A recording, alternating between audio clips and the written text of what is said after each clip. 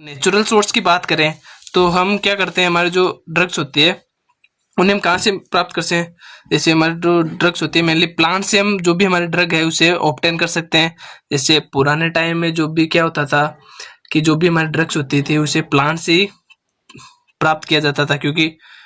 जो ड्रग्स होती थी वो ऐसे तो बनाई नहीं जाती उस टाइम पे। जो एशियन टाइम में बात करें तो उस टाइम पे तो कोई फार्मासिस्ट या कोई डॉक्टर वगैरह तो होता नहीं था जो ये ड्रग्स प्रेस्क्राइब कर दे। तो जैसे हमारी जो तुलसी होती है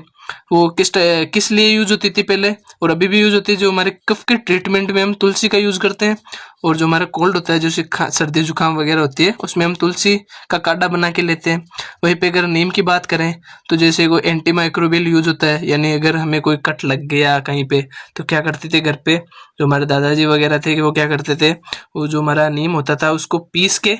और उस कट पे लगाते थे, जिससे वो जो हमारा घाव होता था उस पर कोई इन्फेक्शन वगैरह नहीं होता था। तो प्लांट से हम जो भी हमारी ड्रग है उसे ऑब्टेन कर सकते हैं। पे अगर हम एनिमल्स की बात करें तो अगर एनिमल्स में हमें कैसे जो हमारी ड्रग मिलती है, तो जो भी एनिमल्स वगैरह होते हैं उनके part have been use as a crude science early time, यानी पुराने टाइम से जो हमारा एनिमल्स होते हैं उनके पार्ट्स को यूज किया जाता है हमारे ड्रग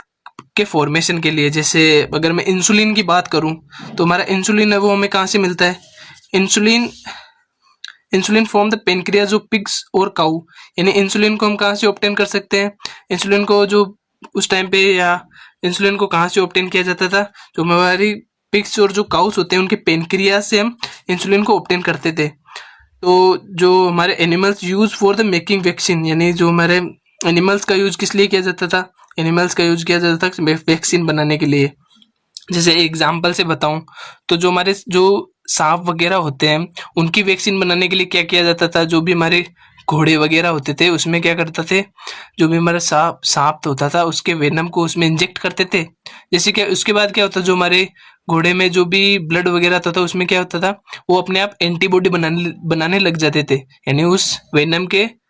प्रति वो एंटीबॉडी बनाना लेते थे।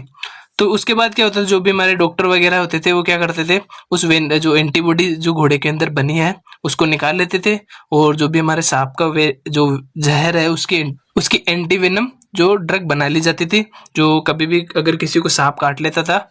उसे वो एंटी वेनम ड्रग लगा दी जाती थी, जिससे वो व्यक्ति बच जाता था। वहीं पे अगर मैं माइक्रोब्स की बात करूं, most antibiotic are obtain from fungi bacteria इटिस, यानी मेनली जो हमारी एंटीबायोटिक होती है वो माइक्रोब से ही प्राप्त की जाती है। जैसे पेनिसिलिन की बात करूं तो जो अगर हमारी एंटीबायोटिक है वो हमें पेनिसिलिनम नोटेटम जो